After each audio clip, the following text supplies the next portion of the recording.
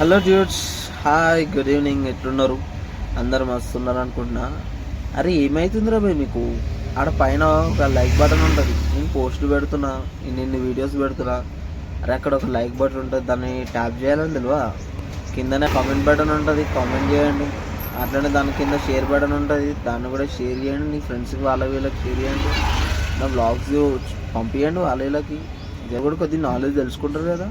భయ మరింత సెల్ఫీస్ ఉండదు భయ, సపోర్ట్ చేయండి జరా.